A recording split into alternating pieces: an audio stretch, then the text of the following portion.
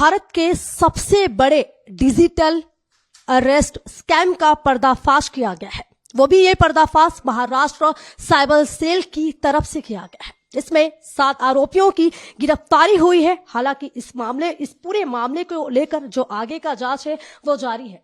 Sir, सबसे पहला सवाल मेरा यह है कि जिस तरीके से लोग डिजिटल स्कैम का लगातार शिकार हो रहे हैं, आप लोगों ने काफी पाबंदियां लगाई हैं, उसके बावजूद ये क्यों आगे बढ़ रहा है और इसके पीछे वजह क्या है?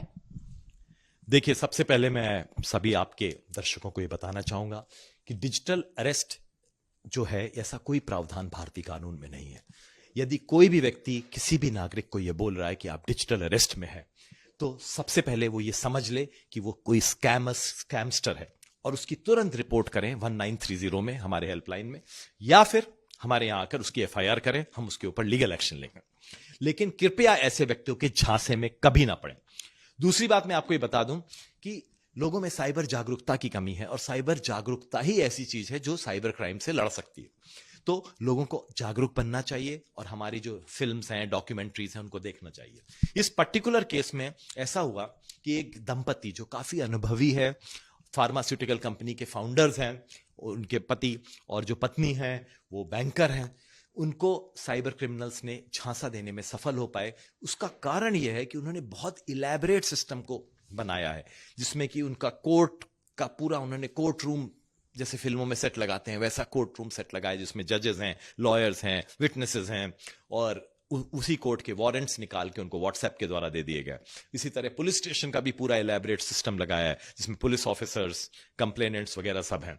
इन सब चीजों को देखकर वो दंपति बेचारे झांसे में फंस गए और अपनी पूरी जिंदगी की जमा पूंजी 58 करोड़ जो उनको आईपीओ के फ्रक्टिफिकेशन से आए थे, वो उन्होंने उनको दे दिए।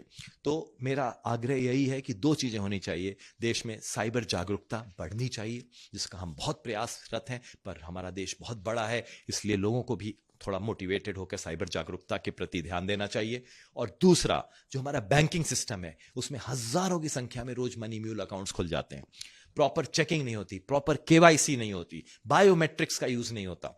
एआई इंटेलिजेंस सॉफ्टवेयर है हमारे, आर्टिफिशियल इंटेलिजेंस सॉफ्टवेयर जो मनी म्यूल को अकाउंट को आइडेंटिफाई कर सकते हैं, उनका भी प्रभावी उपयोग होना चाहिए। आपने 7 लोगों को इस पूरे मामले में गिरफ्तार किया है, क्या आगे इनके और भी तार जुड़े हो सकते हैं?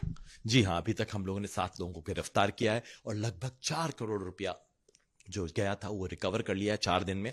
तो हमें लगता है कि आगे हम बहुत अच्छी दिशा में जा रहे हैं और जल्दी हम और लोगों को भी गिरफ्तार करेंगे देश भर से, और साथ ही साथ और ज्यादा पैसा भी रिकवर करेंगे। जिस तरीके से साइबर स्कैम का मामला बढ़ रहा है, उसको लेकर जागरूकता लोगों में होनी चाहिए। इसके साथ ही महाराष्ट्र साइबर सेल की तरफ से लोगों को कई जो जानकारियां हैं वो दी जा रही है, और ऐसे में इस पूरे मामले को लेकर जिस तरीके से महाराष्ट्र साइबर सेल की तरफ से खुलासा किया गया है, इस मामले में कई जो और कड़ियां हैं वो खुल सकती हैं, कई जो मामले हैं और भी उजागर हो सकते हैं। अब ऐसे में लोगों को खुद भी सावधान रहने की जरूरत है। कैमरामैन घनश्याम के साथ में अंशुल तिवारी, भारत एक्सप्रेस।